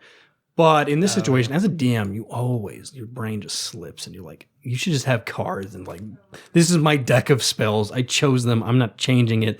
This is what I'm casting. Yeah. That's kind of how I go about preparing things like spellcasters, is I just kind of look at it and I go, okay, so what on here is concentration? All right, Evard's Black Tentacles. Okay, so I'm probably going to cast that first round that I get everybody kind of grouped up. And then once that happens, I can start using my lightning bolts, or, I guess I should start with chain lightning, or, maybe I want to do some of the lower ones first, and I'll kind of set up the first couple of turns in what order it'll make sense to do not just the most damage, but, make it the most dynamic fight. This was something that I actually kind of mentioned with a regret I have about a monster I made recently, where I set it up to be a random ability. And all that did was make me have to, one, remember to like roll for something, and then also removes the ability for it to go through its like entire cycle of randomness, which made it feel less random. It's like, oh, it went from acid to lightning and back to acid. And then there was one more turn and it was dead. So instead of it being like, oh, you got to see 4 different things, like, look how unstable this thing is. It's so cool and random. It's like, oh yeah, it just kind of goes back and forth between these two. That's kind of, until you sent the stat block of this thing, that's kind of what I thought it was. It's Totally. Like, I thought it was like when you hit it, Yeah. it swapped because he happened to go after me, and I would generally hit it for a lot, so I thought I was triggering it. Right. Not that that matters, but yeah, I thought it was like, all right, it's like, and it's inert form, then you get hit a lot, and it goes to its lightning form, then get hit a lot again, and it goes back to its inert form. Yep. It's like, Yeah, where Yeah. instead of, It was and maybe you supposed- still would have, you wouldn't have figured out every bit of it, but that Right. was something that I realized, like, if I had scripted the weirdness, it would have felt a lot more random. Like, if I had said, okay, Right. so on initiative count 20, it's going to be this, and initiative count 10, it's going to switch again, and then 20 and 10, it's going to go through these other two, 20 That and would've 10, it's been a going to go good through the way other to ones. handle it. Right, so now, like, one, it's one thing I don't have to roll for, and two, it's making you all feel that it's random. Right. So I do that with spells as well, and that's kind of where I'm again, have a regret, is where I set up which spells I'm going to use in what order, because to some extent I know how you guys are going to fight, unless it has a low int, in which case, no. Then I don't. It's just random. But who is low int and is a spellcaster? People who make strange decisions, or warlocks. Yeah, Or sorcerers. yeah, dumb. or paladins. Yeah, there's actually a lot. clerics. Yeah, again, int is a underused stat. Druids, I got it. rangers. Wait a second. I think it's all of them except wizards. Except wizards. Artificer, please save us. You're our only hope. Hey, you also got arcane tricksters and eldritch knights for company. Ugh, which were dumb for just taking those in the first place. It's not true. It's not true. I like those classes. I really do. Ooh, last thing we didn't talk about its reaction. No, At all. spell reflection. So it has its spell reflection as a reaction, which is if the Morkoth makes a successful saving throw against a spell, or a spell attack misses it, the Morkoth can choose another creature, including the one who casted the spell, it can see within 120 feet. The spell targets the chosen creature instead of the Morkoth. At this point, it'll make them do a saving throw, or you'll have to Reroll roll. the attack, yeah. Reroll the attack. I'm assuming using the Morkoth's spell attack bonus. It doesn't actually say, which kind of bothers me. No, I don't think so. I think the No? idea is the spell Literally reflects reflecting off it. the Morkoth. Yeah. Okay, well that's fine. So I mean that's a really good reaction. I Right? hate that reaction. Do you know why I hate that reaction? Because it's like a counterspell and some. No, because no one has ever thought, wow, you made a big hurrah. You used your entire action and a high level spell slot, and he passed the DC. Oh, but that's not enough. That's not enough. Your complete failure is not enough for me. It now hits the warrior who's about to get crit because you tried to hold it. You idiot. Yeah, that's a great feeling. Yeah, I'm so happy about that one. Oh, I mean, maybe, just maybe, you should have rolled better. I didn't roll. That's the frustrating part, because when I fucking miss something, I'm like, oh yeah, I just suck. I should have spun that die more. Right. That's irrational, obviously. But when you succeeded DC, it's like, fuck you, man. You should have rolled lower. Yeah. You're just being mean. Yeah, I will say this is definitely a bad fight for wizards. The only benefit is it's reliant on its reaction. So you basically have to make it burn its reaction every turn. And this is the tip for the PCs, because I always say that we, have tips for PCs, but mostly it's just me saying how to be the biggest dick DM possible. As a player, if you're fighting against this thing, figuring out that, oh, it's using its reaction for this, great. All right, let's burn its reaction. I used Sacred Flame and it threw it back at us. Okay, whatever, that's not a big deal. But its reaction's burned. Let's break out the 5th level spells, because now it can't reflect them at us. So if it fails, at least it just fails. That's metagaming. No, it's not. Now they get 2 reactions. Fuck you. Now, you do bring up a good point. One of the most frustrating things of being a spellcaster is your high-level spell, the save being passed. Mm-hmm. Burn that 6th level spot in your entire action. It's like, that always really sucks. And then Yeah. adding this on top of it. Well, I mean, if it's something that, what if it's something you're concentrating on? That was a question I had. It would just reflect this one use of it, right? Is what I would assume. Like, let's say Call Lightning, for an example, because that's just going to pop up. The first turn you cast it, yes, you make a spell attack. The attack misses, let's say, or they pass their save. Sorry, that one's a save. So they pass their save. Half the damage would still go to it, and then it would reflect it. And then next turn, you'd be able to use its reaction again. Actually, I don't think that count. That's a horrible example. That's like the worst one you could have chosen. Why is that? Call Lightning is like you summon a cloud, and then every turn you can make an action to shoot a lightning bolt. What it says is if the Morkoth makes a successful saving throw against a spell or a spell attack misses it. Yeah. It doesn't say when a spell is cast. So it doesn't matter when it's cast. If you have something that's going every single turn and it's forcing it to make a saving throw and it's from a spell, then it can reflect it. Right. So it can reflect lightning. Right. There's no reason. The concentration. It wouldn't take half, though. It says the spell targets the chosen creature instead that's of. fine. Yeah. That makes sense. So, I mean, this is metagaming, but the best thing to do would be to concentrate on a low-level spell that you almost, like, make it reflect. It doesn't have to. It can totally ignore this and just take it. A use for a Witch Bolt. A use for Witch Bolt? I will tickle you to death. I'll tickle you back. And then you bring out the big guns. Yeah, I mean, again, maybe that's, I think, getting a little bit far into the metagamey. The fact that a player's not going to figure that out in like the first 2 rounds. Like, oh, right. Which is probably how long this fight's going to be. It's not. It's got 130 health, man. You have to have a bunch of stuff with it. You do, and I think that just stay back and throw spells out and make itself hard to hit. In an aquatic environment, I will say that is probably very viable. If you don't put this thing in an aquatic environment, I feel like he's going to be so friggin' easy to nuke. It's not even funny. Yeah, for sure. I mean, your paladin gets up close, and that's basically it. His resistances are just against non-magical attacks. And his challenge rating 11. He's not immune to anything. It's right. He doesn't even have anything. Like, I kind of wish it had like a hold person, to be honest. Or that its hypnosis made you like use your action. I think you can use, what is it? You use your action to dash. And then once you're there, can you do anything? No. That's it. It just says the target really tries to get dumb. as close to the Morkoth as possible. It doesn't say anything else. They're just charmed, which is can't attack the charmer. That's it. That's right. Charmed specifically says that. I always forget that charmed is like actually worthwhile. So when they're charmed, a charmed creature can't attack the charmer or target the charmer with harmful abilities or magical effects.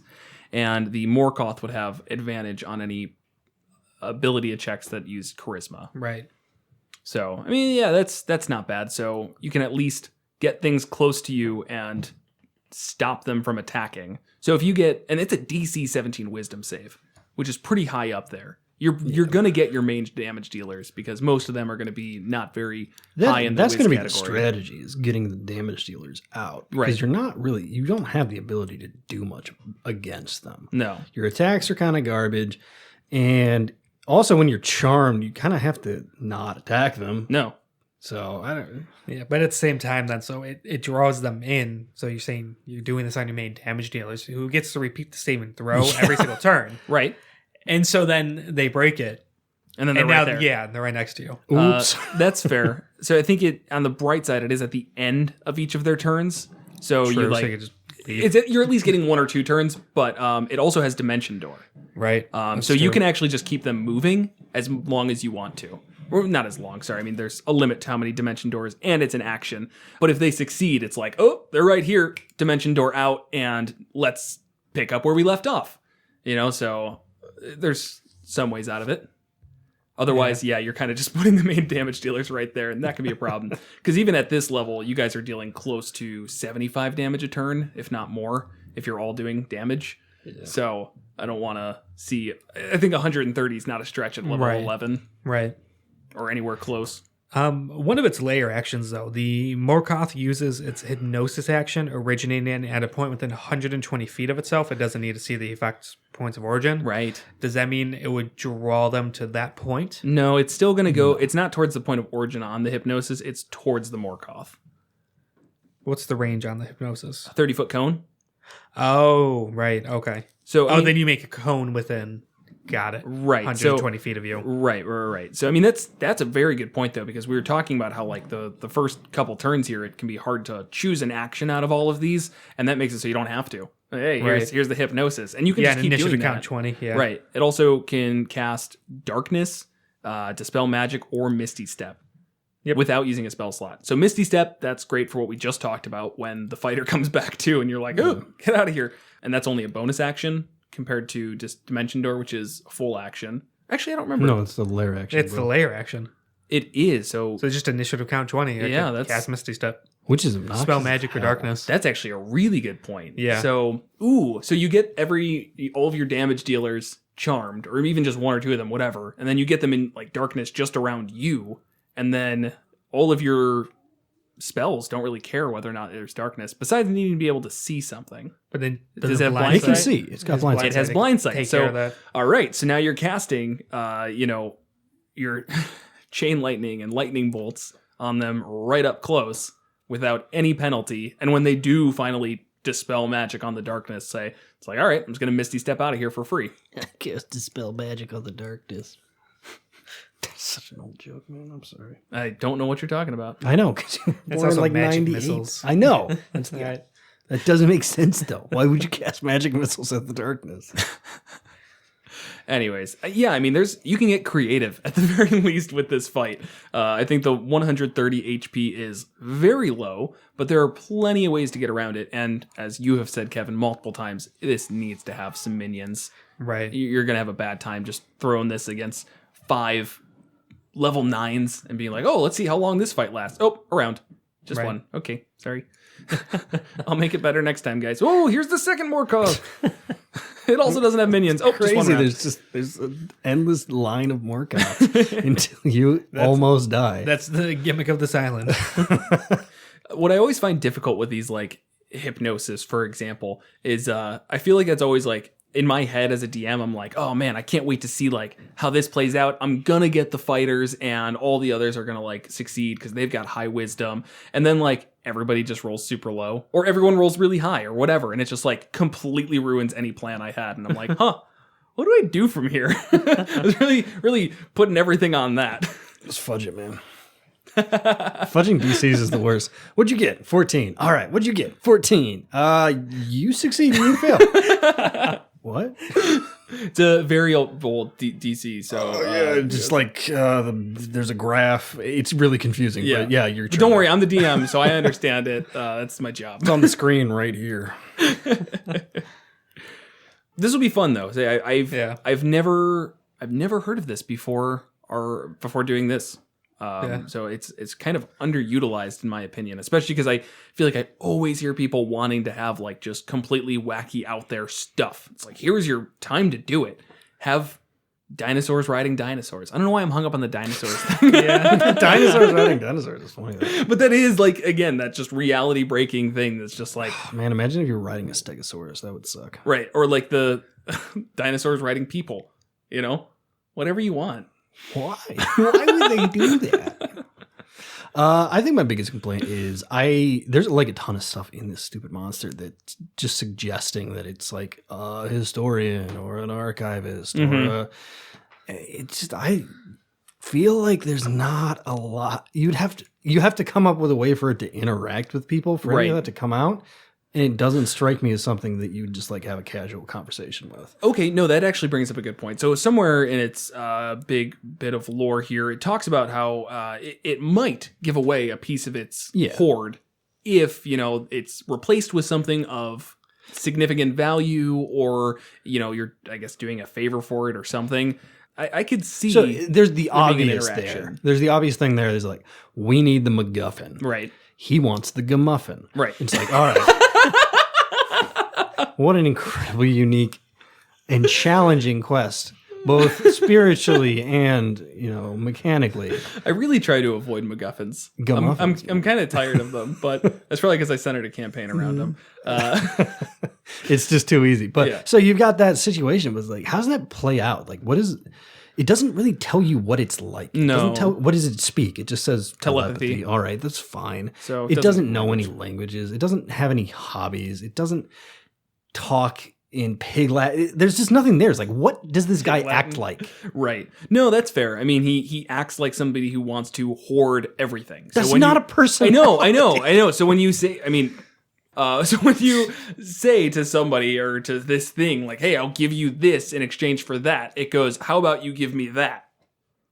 And I'm not going to give you anything. And that's it. That's how I see this playing out. I hear what you're like. It is.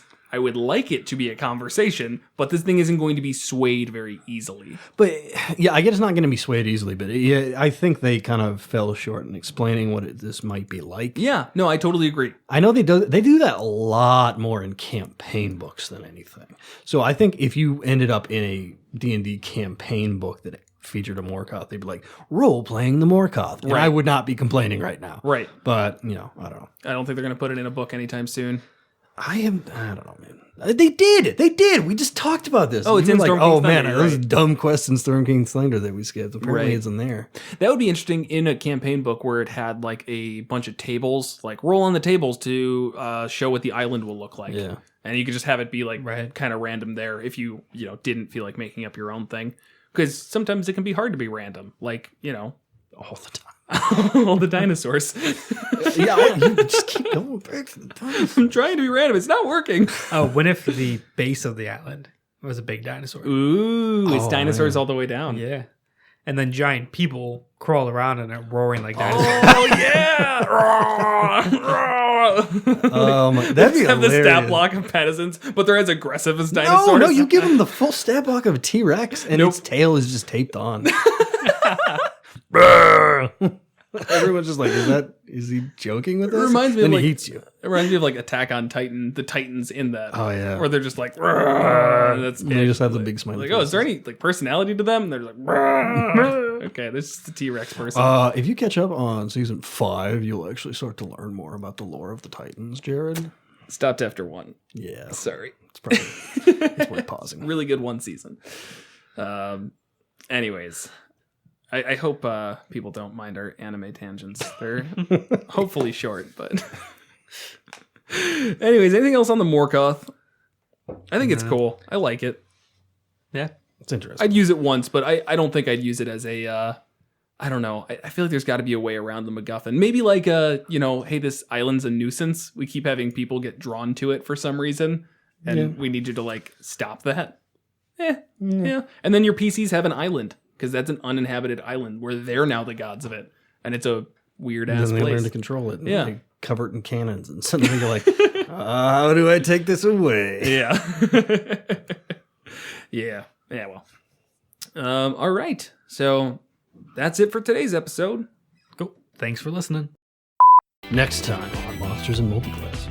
Join us next time as we discuss the Ranger Sorcerer and the Deathlock from Mordenkainen's Tome of Foes, or Tome of Foes.